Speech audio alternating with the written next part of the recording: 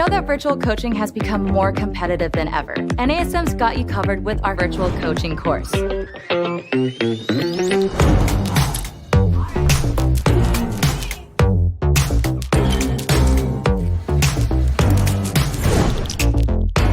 NASM's virtual coaching course provides a complete solution to help you translate your services into a successful virtual platform. This course will give you the tools to build and operate a sustainable virtual business model. The formats may be different, but you're still delivering fitness training and effective behavioral coaching. That doesn't change even if you can't be in the same physical space as your clients. The truth is, this is the way to reach more clients and expand your reach and impact. There's never been a better time to carve out your very own virtual space, and NASM is here to help. Welcome to NASM's virtual coaching.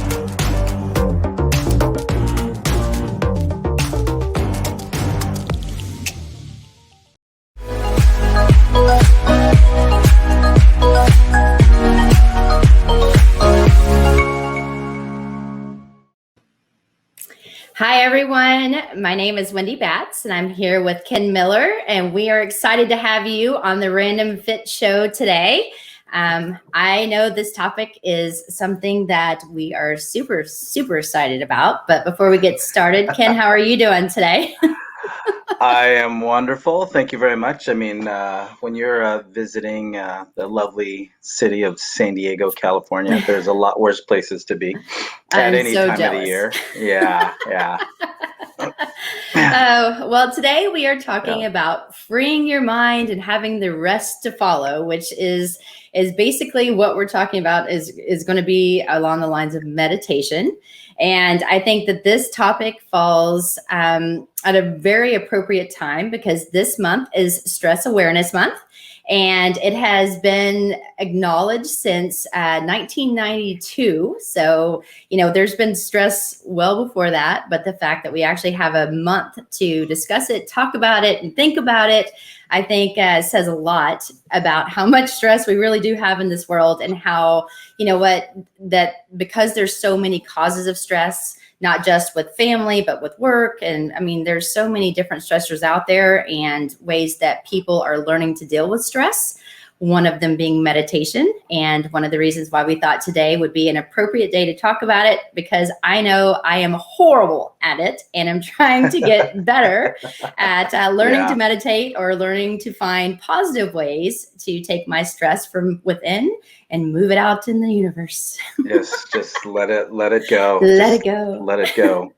And and it's really funny, Wendy, that you and I just researching meditation, and we've had those discussions regarding meditation and the fact that before we even did the research, we're like, okay, I need to kind of sit down, center myself before I take on the rest of the day. So when we had that podcast on Newcom and getting centered and being able to realize, what's, the stress that's within you and trying to figure out, okay, how do we get our minds to relax so that we can focus on what else is ahead of us, whether it's because you're stressed because of lack of sleep, which, again, if we're traveling, having lack of sleep is a source of stress.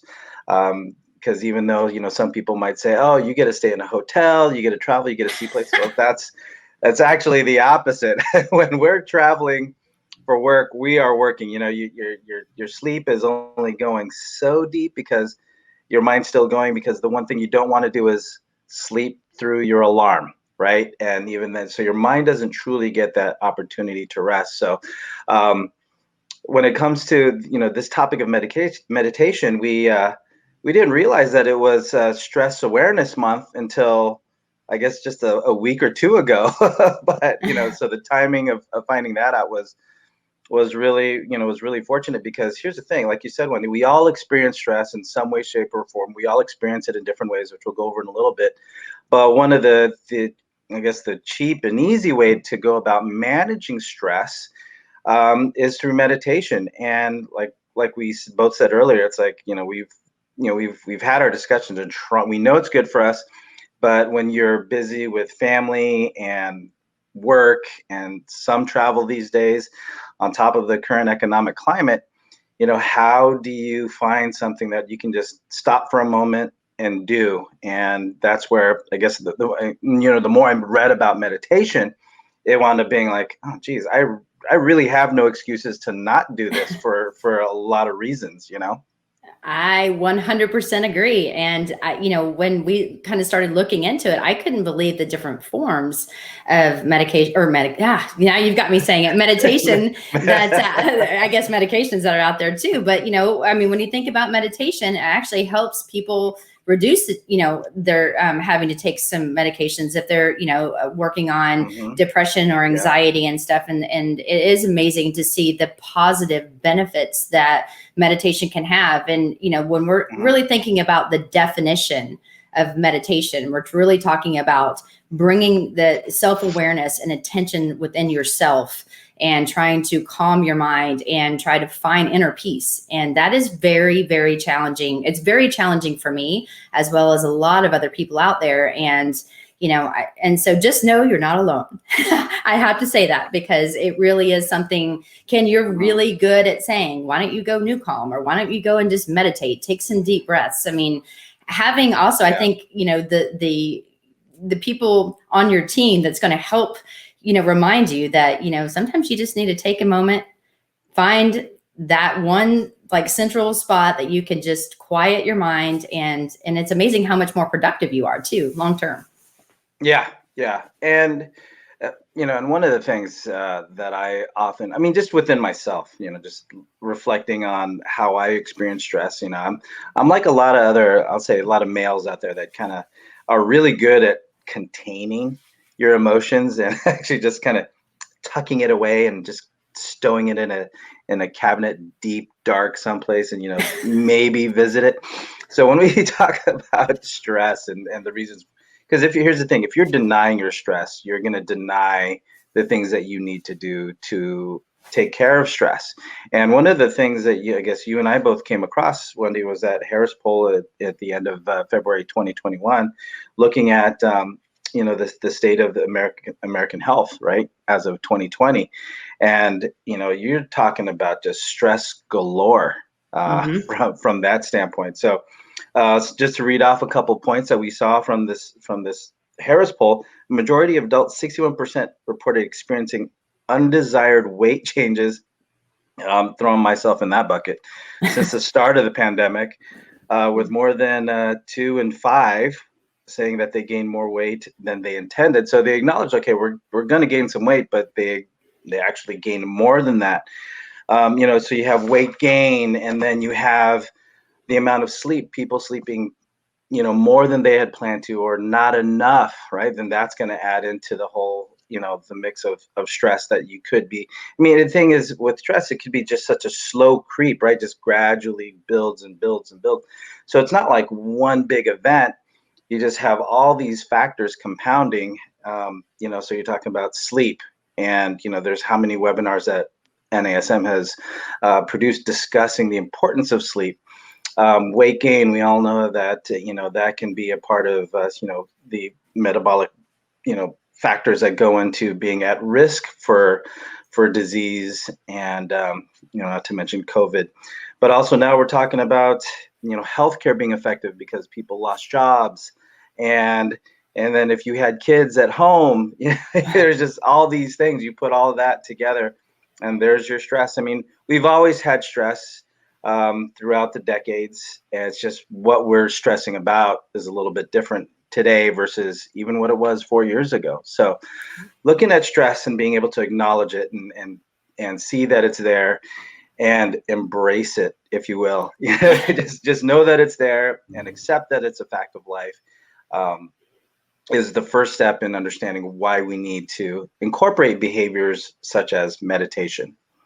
Yeah. And I thought, when we were looking at statistics and looking at the different populations, I know for me, it was very eye-opening when they were talking about Gen Z adults. And I say adults, but when you're looking at, because I was like, well, what exactly is Gen Z? Because, I get confused between Gen Z and Gen X and baby, I know what a baby boomer is, and obviously millennials and stuff. But we're looking at that age group that's from 6 to 24, and they were at the highest at 46% had increased stress since the pandemic.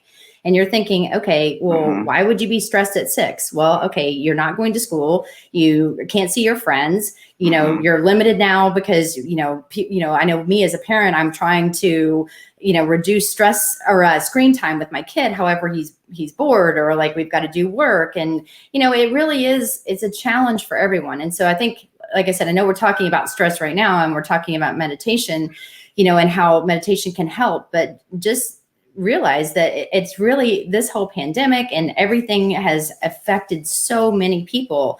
And even at the age of 6, apparently you can really be stressed out, and it can be a Yeah. struggle. And so one of the things that we're going to talk about later, and I'll actually bring to the forefront, I have a 5-year-old, and we have actually started to incorporate like different apps with him, Yeah. and he loves it. And so we do it every night before bed, and it's been really good for me too. And so I think it's like you got to find your go-to, and so I don't know, I found it very fascinating when looking at that poll.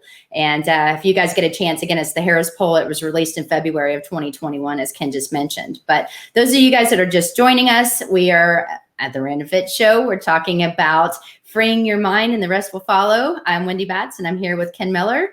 And Ken, why don't you kind of take us into the next little category we're going to discuss?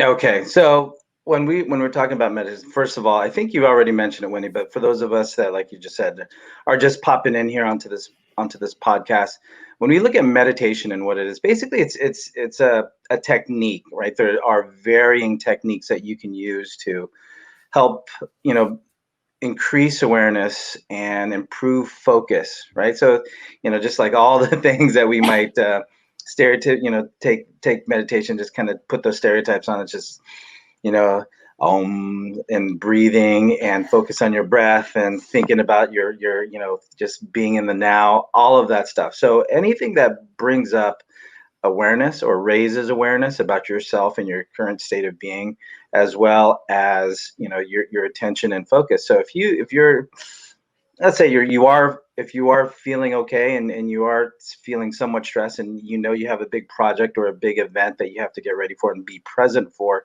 you want to be focused on that. So the same techniques you might use to just figure out, okay, where are you, what's your current state of being, are the same techniques that you can use to gain awareness and focus for the event that you're going to be a part. So that way you're present, you're limiting distractions, and that way every fiber of your being could be involved with what you're participating, because different things have different weight in our days and our lives. So meditation can definitely help with that.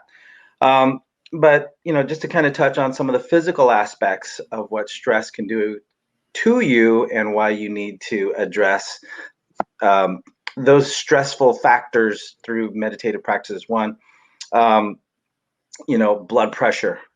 Blood pressure, having high blood pressure can be a sign of stress, or it can be an effect of stress, like what we talked about already. Lack of sleep, carrying too much weight, anxiety, depression, being more susceptible to illnesses and being sick. All these things, some people, they might have like rashes might break out, or even, just from personal experience, you have cases of shingles that, and your immune system is just shut down and all of that stuff. So when we think about meditation, those are just different ways of being able to address that. So when it comes to meditation, it's just a different, there's different formats that you can incorporate as far as giving yourself an opportunity to center. But one of the, again, looking at the history of meditation, oh my goodness, Wendy, going back into how many, like 300 BC or 220 BC, they've found writings of behaviors and practices that are representative of what someone might do for meditation. So if you think about, okay, here we are in 2021 and talking about meditation, and you wouldn't think, okay, well, what did they have to stress about back then in the year 20 or the year 30 or the year 200, right? To where they had to sit down and just go, okay, this sandstorm, this plague that we're experiencing or whatever it is, it will pass. I just got to focus on the now, be here, be present, right? these ancient Egyptians, Romans as well, they found writings back then showing that they've had to incorporate behaviors and practices that help calm them down. So I found that actually really interesting about the history of meditation, that it can be, it can be found being practiced way back then. Absolutely. And I think another one of the statistics that I found that I thought was interesting was the one in like there was the World Parliament of Religions that was held in Chicago, and what was it, 1893? And it was a landmark event that increased Western awareness of meditation. So I found that fascinating. And this was the first time that the Western audiences of America's, like that on our soil, actually held these different types of techniques that were never practiced before. And so it's like, when you think about it, it's been around for a very long time, and there's been so many benefits. And so, when you're looking at the history and you think, okay, where are we today? And you look at, I looked at like the last thing that I found was in January 2021. And what I thought was interesting is it's estimated that 200 to 500 million people meditate worldwide. I mean, that's a lot of people. Ken, there should be a lot of people that are free of stress. And they said 14% of Americans have meditated at least once. And for the people that practice it, it really can improve anxiety to over 60%. And so, for me, it's like, okay, I just need to find that time. And, it comes back to all the other stuff that we've talked about. You've got to make time for self-care and, and awareness and meditation, or just anything that can calm your mind to make you better is only going to help. And so, like I said, when I started looking at these statistics, I'm like, if there's that many people doing it, I need to be a part of that. so maybe that's what I'm missing in my life. And it, like I said, I do it with my family, and we make it a family affair. And it's actually, I think it brings us closer too, because, and we'll talk about the ones that we watch, especially with a 5-year-old, that he finds fascinating. And every night he's like, I'm ready to meditate. And I love it. I love every bit of it. And so, and I know we're going to kind of talk about some of the like more popular ones. We'll kind of get into a little bit more about that, with the first one of your mindful meditation. And obviously that's where you're paying attention to your thoughts as they're passing through your mind, which is what we've really been talking about. And the big thing too is, you have to let it go. Like for me, when I try to meditate and become quiet, I think about, my laundry list or my to-do list of things I've got to get done. And you just have to be able to accept the fact that you've got things you're going to have to do, but then you just have to give yourself a chance to let it go. And I think the mindful awareness or the mindful meditation is one of the more popular ones, because that's what we hear the most about. And so, and I think that's one obviously that you're very good at. You're good at a lot of them, but I know that I try. Well, I mean, if you think, okay, when you wake up in the morning, right? Sometimes you'll have, there's people out there that will have a morning routine. So you'll get up, maybe do a little mobility work, you'll journal, you might read for 20 minutes, but also just sitting there and performing 5-10 minutes of meditation. And it's just, and this is where, again, practicing the different techniques. I didn't realize that, first of all, when we looked up the different techniques, when you look at what books are out there and what's on there on the web, there was anywhere from the 5 best techniques to the 23 best techniques. And, mindfulness was one of those that when you discuss self-talk and you're figuring out, okay, well, what's my thought pattern, and what can I do to bring positivity into how I look at things in life. So if you notice that there's a trend of negative talk, like I'm fat, I'm weak, I'm lazy, and all this stuff, now you can say, okay, now I notice a trend. You're being mindful of what thoughts are going through your head. And so if you notice that the talk in your head is less than positive, now you can start to redirect and come up with a different line or a different response to some of the things that you might say about yourself. So if you say, well, I'm weak, I'm lazy, well, it's like, well, I'm weak, but today I am going to do X, Y, and Z to make myself stronger. So to look at, the mindfulness techniques, you just, again, track. You're not trying to affect your breathing. You're not trying to slow down your heart. You're just watching what pops into and out of your head. And if you can reduce stress by getting rid of that negative talk by having, and this is stuff that they've shown through research, is just being more positive or having more of a positive response to your thought process can in and of itself have a lowering, can help lower anxiety and stress just by how you look at things. So that's where mindfulness meditation really can come into play. And this is, again, something that I need to be better at and do more regularly, just like a lot of people. But like you said, Wendy, about 200 to 500 million people, around the world, which means that you could be on a bus, you could be on a train, you could be on a plane, and that person you're sitting next to, the second they close their eyes, they could just be meditating. They could be monitoring their thoughts. So it could be just as easy as that when it comes to incorporating at least one of the techniques for meditation. And I thought, yeah, you bring up a really good one with mindfulness being that first one, just because it just how you look at things without even changing anything else, how you look at things can lower stress in and of itself. Yes, another one Yeah. that was a big one was the spiritual meditation, and so oftentimes, for that one, you're sitting in silence, you're having this deep connection between like your surroundings, your spirit, your body, and then you're kind of having that deeper connection with your universe or whatever your beliefs are. And so that's oftentimes where you'll see people start to bring in the essential oils and I mean, you guys can see I've got a diffuser in the back, so I try to throw in my little, frankincense and stuff like that, my lavender, to see if I can, I'm trying, y'all. I'm not good at it, but I do try. And, but the spiritual connection and stuff, I think, if you practice that, I mean, again, you're going to have to find the one that best fits you. But there's been a lot of, positive research about that one as well. And, some people do it at home, especially now because you can't go to your place of worship, wherever that is.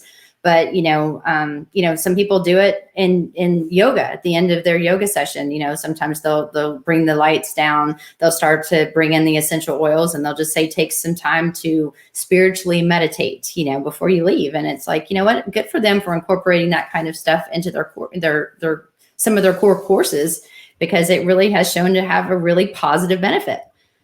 Right. Exactly. So again, this is you're listening to the Random Fit Show with me, Ken Miller, and Wendy Batts, and today we are talking about meditation, something that I know that we all can use. And great points that you mentioned with the spiritual aspect of meditation. But the one that I find actually that I found practicing, and I didn't realize what it was called, but focused meditation, right? Because, here's the thing. I've got 2 kids. Life happens fast. As soon as it comes time for me to park and wait for them to get out of school so I can pick them up, if I just give myself 5 more minutes, right, I can actually sit there in the car and just sit and focus on my breathing and just slow the day down, because it's one thing to go from one thing to the next, because as soon as I drop them off, I'm like, all right, great. I have 5 hours to get whatever work I need to get done, train whatever clients I have on my schedule, and then it's time to pick them up. But if I don't slow down, the day just goes from one end to the next before I even know it. So again, I love my kids, so I want to make sure that I enjoy every moment I have with them. So one of the things I do is I'll sit there and I'll just close my eyes, again, trying with every fiber of my being to not fall asleep, but just to focus, slow the day down, and know that, okay, I have another 2 to 3 hours to hang out with my children, help them with their homework. And, that way, whatever stress that I've had from the beginning of the day, I also don't carry it into my time with them. Because whatever happens after school, that's their time. None of what happened to me deserves to be placed upon them with stress. So focusing on the fact that, okay, I'm here now, I'm here to be with my family, and I'm here to take on the rest of the day. So that focused meditation is one that, like I said, ironically enough, is one that I'll practice. And it doesn't even have to be that long. 2 minutes, if I'm there 2 minutes ahead, 5 minutes ahead, best case scenario. I can just sit, relax, focus on myself, whether I'm looking at the car in front of me, the bell tower, or just focusing on my breathing. It's just bring myself into the now, into the present, and this is where I am before I take on the rest of the day. Yeah, and I mean, I think the big thing about when you're thinking about the focused meditation is you're really just utilizing your five senses, like one of them. Just Yeah. focus on one of the five senses, whether it's, you know, touch, smell, you know, whatever, and then really trying to hone in on that. And like you said, I mean, I don't practice that one as much as I should. However, one that I do really enjoy is the movement meditation one, which is the one we're going to talk about next. Which basically that's anything where it's kind of, you know, movement is just guiding you through it, and so often people do it like in a flow class in yoga, or they'll go for a walk. And oftentimes when I'm walking my dogs, or, you know, gonna just go out for a walk by myself, it's just, what is it that can just allow me to be me without my phone, without anything, and then really kind of just thinking through the day, you know, the good, the bad, the ugly, and then the positive things that you can do, like you said, to change your mindset. So you may leave one way, and hopefully when you walk back through the door, you feel a sense of like, okay, it's almost like you've got a clean slate. Take it, you know, take it in stride, literally each and every stride, and just kind of let it kind of calm you down. And so, you know, some people find just wandering, that's where they find peace. And so, you know, go for a hike in the woods, or just find some time for yourself. And for me, I like to be active. I don't sit well. I'm not a very good sitter because I feel guilty unless I'm in my computer sitting down, like doing work. But I mean, just taking time to sit. So it's like, you know what, if you're like me and you like to be active and you like to move, then, you know, maybe look into movement meditation. Maybe that's where you can do it in order to try to take deep breaths, think about your, like you said, your breathing, and really try to calm yourself. So. Yeah, no, this is great. I mean, again, especially coming from this format of, you know, the Random Fit podcast, you know, powered by the National Academy of Sports Medicine, which we are a personal training, a movement-based industry, right? That's what we're about. So one of the things that and I've shared this with you, Wendy. So when we've had a chance to travel together, you know, you get off the plane, you're in your hotel room, you put your stuff down, and you just realize you've been sitting down for 2 or 3 hours on that plane, right? And, you know, and then on top of whatever drive it took for you to get from the airport to the hotel. So from that vantage point, movement meditation is a great thing to do just to get the blood flowing again. And then, you know, if I have those times when I'm sleeping in a hotel and I can't get to sleep, or if I wake up early, then, you know, that's a great moment to, you know, perform some zoo movements. So with our buddy Nathan Hellberg, you know, doing 3 movements. Could be a frog squat, kick sit, and you know, some cobras, right? And you just do a sequence for 20 seconds and repeat that 2 to 3 times. It gets the blood flowing, improves mobility, but also helps you get centered on your body through movement. So, and you mentioned yoga. I'm trying to do more yoga as it is, but you know, that movement part is just one great way to kill, you know, 2 birds with 1 stone from a meditation and a body standpoint. Yes. And then the next one, you know, too, another one that we're going to talk about is mantra meditation. I am definitely not good with this one. Neither am I. Because this is more of like repetitive sounds, and like, you know, kind of this is where you would find that one word, and you're focusing in on that one word and repeating it over, because it's that word that calms you, you know, like it's your safe word. And, you know, oftentimes you hear the ums, you know, and you think of that different kind of chanting, but that's basically what it is. And I'm not good at it. It's really hard for me to focus when someone around is doing that, because I'm like, what are they doing?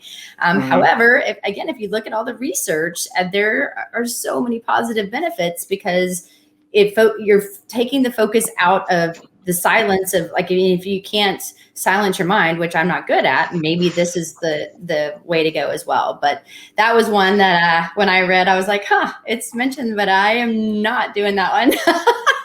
Or not doing it well, but not saying I will never do it, but that's definitely not one that I focus on.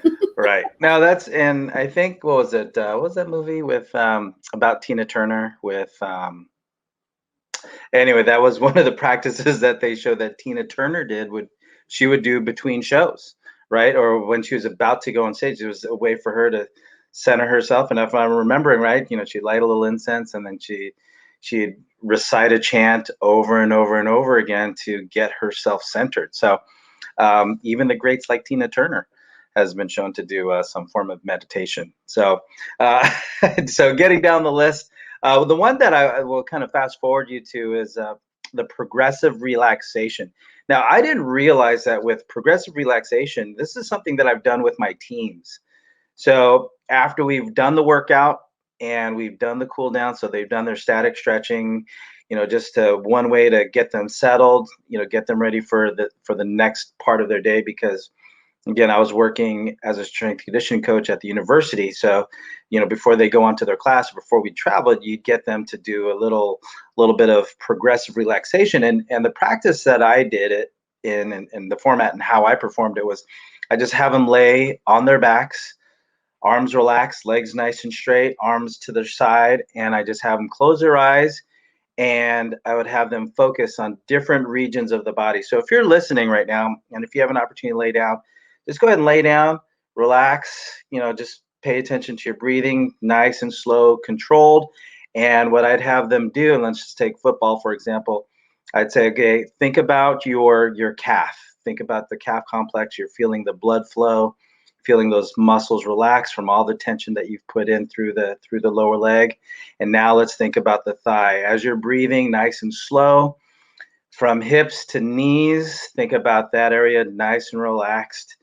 All the tension that we've put on them from the lunges and the squats and the jumps, all that tension is going away.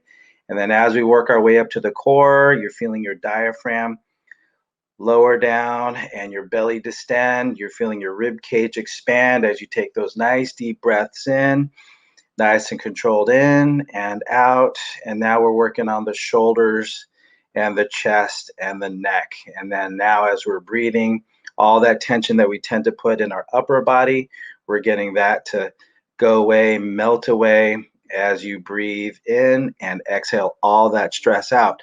So in the end, while I've gone through all the regions of the body, they've focused on their lower body, up through the midsection, up to their upper body, out through their arms, just watching their breathing. I'm not having them purposefully slow down their breath. They are just conscious of their breath, but they're also conscious of the fact that they're giving their body permission to relax.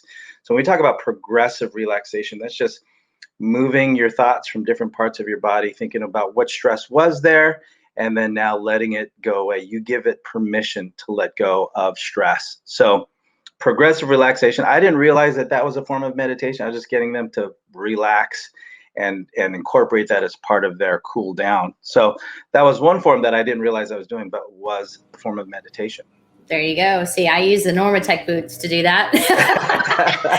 I just have it fill up the cells for me, and then I let it out. So let it happen to you.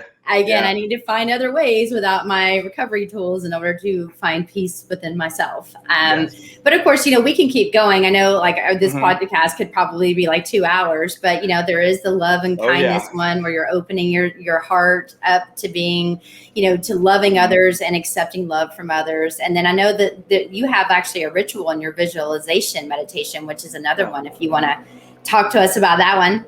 Well, we kind of talked about that a little bit when we talked about the focus meditation, but overall, it's just all it is just you think about what's going to happen in your day and you just imagine it happening, right? So if I've got a big meeting and I'm leading the meeting, I'm imagining that I'm clear and I'm concise with my words. I am picturing myself being confident, and I'm picturing the people in front of me, whoever my audience is, they're receptive.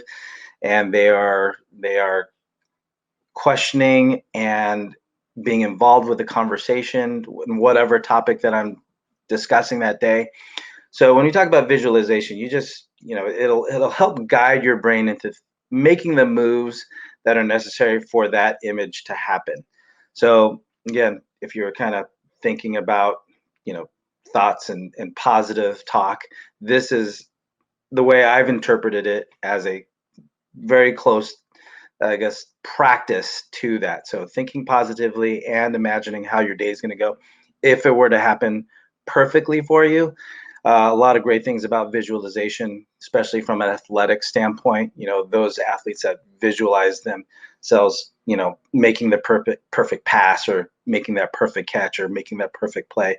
A lot of the great ones do visualization. They see themselves doing the physical before it actually happens. So that's another practice worth visiting when it comes to meditation.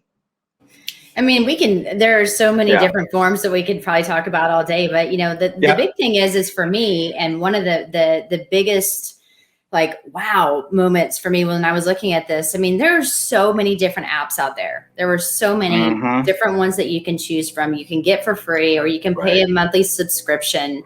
And two of the biggest ones that we researched, because again, there are hundreds of different meditation apps specifically. Yeah.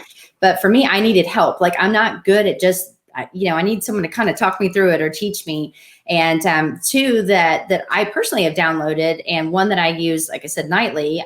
There's Calm that I know we were going to talk about, and then Headspace. And when you think about these two, I mean, if you look at how much they've grown and the revenue now, like how much these companies are worth, it shows that there really is a need for this. And these two specific apps, I mean, when you're thinking about Calm, Calm was on track to hit 150 million in revenue in 2019. So when you think about that, now they're estimating 150 to 200 in 2020. And then they don't even have, obviously, the numbers in 2021 yet. But, they have over, when we're talking about Calm specifically, they have over 4 million subscribers. So not just users, but subscribers. And then, and when they did an evaluation of that company, you ready for this? Valuation of just that company, which is a meditation app that really kind of tells you and reads. It's like there's more storytelling. It's worth $2 billion. It was valued at $2 billion.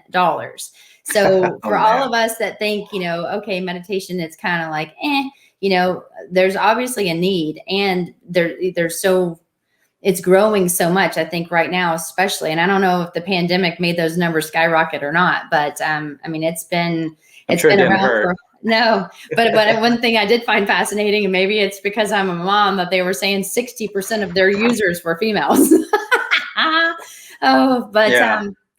So, and then you've got Headspace, and Headspace is the one that I use with my son. And what I like about that one personally is, they offered, a free subscription for some, for people when they were losing their jobs and stuff like that. But there are so many different ones, and it actually teaches you how to meditate. And they have some for little people. And so, like my young guy, I mean, he goes and they have apps for like 4 and 5 year olds, or I'm sorry, apps. They have kind of meditation choices for 4 and 5 year olds, and there's animation to it. There's a calming voice, so you can choose a male or a female, and it kind of shows like a little story. That one of them was body scan, and it shows this cartoon guy like going through a scan of his entire body, which is what we just talked about when you were saying, kind of feel this and do this, or put your hand on your tummy. And they're only like 1 minute to 3 minutes long. They're fantastic, because their attention span obviously isn't very great. And so for that, we actually do 3 every night. He gets to choose them. So it's a big deal for him. And like I said, it's really good, because it's helping my son like really value himself, learn more about himself, try to become more in tune, because you can't start too early, as you can see. And when we talked about the statistics, from 6-year-olds to 24-year-olds, there was that 47% increase during the pandemic, and it's continually like going up. I mean, finding something that everyone's going to be able to enjoy and that fits, I think that's going to be extremely key. Yeah, and again, there's I think over 1,000 different apps when it comes to meditation and mindfulness. And, we could have gone 4 or 5 deep, and but that's a whole different podcast altogether. But with Headspace and Calm being the ones that, came up as far as from the financial side of the industry. And you and I have already discussed the new Calm as one way of finding all the benefits that meditation has to offer. But now we're using, beta, delta, theta frequencies, along with GABA disc to help offset, the stress hormones, to help us get centered. So there's a multitude of ways that we can find relief from stress. And again, meditation is just one of the, it's free if you know how to do it, or if you just think about yourself for 2 minutes and control your breathing for 2 minutes. But there's definitely the advantage of using the apps like Headspace and Calm because, yeah, I mean, it's not something that they teach in schools, in a traditional school, right? So, when was the last time in a formal environment that you were taught how to calm down, right? Outside of being in a heated argument and tell someone like, hey, man, calm down. I was going to right? say, well, last fight, somebody might have told me that, but when they tell me that, there's other things that usually follow. That's not, I don't know if that's a good stress reliever or not, but maybe it is. It's the opposite, actually. If you tell someone to calm down, you calm down. I'm calm. Yeah. But yeah, I guess what you're telling me then are key takeaways, because again, I know that we could talk about this all day, but our key takeaways would probably be find time for yourself. Take a moment, find some sort of meditation or practice that's going to work for you, because it's only going to help increase your health overall. It's going to make you a better individual. It's going to make you more focused, more balanced. You're going to be better at everything that you do because you've actually just taken time to find out what is stressing you out and then what are ways to cope. And so that's something that I have, that was my 2021 goal, was to find ways to try to, just be present, because I'm always thinking 20 steps ahead of all the stuff that needs to get done. And if you focus so much on the future, you really do miss out on the present. And you can't do anything about the past, but learn from it. So I know, right?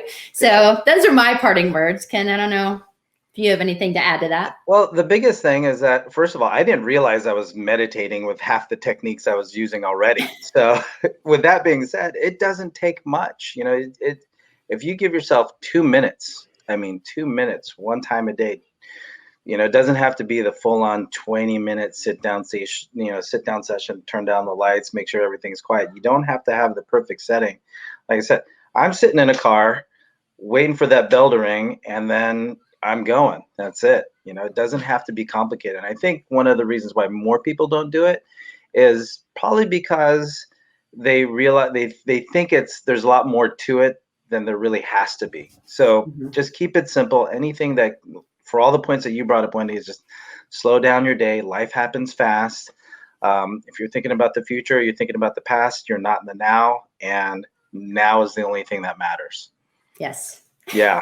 So I guess with that as a closing statement, I'll just say, hey, thank you for being here with us now and listening to this podcast from Random Fit with both Wendy Batts and me, Ken Miller, on this episode on meditation. So if you like what you hear or loved what you heard about what we had to say about meditation, follow, subscribe wherever you've listened to podcasts, and hopefully we'll be able to see you soon at another podcast. So on behalf of Wendy and I, thank you for being here with us today. Namaste. And take care and be well.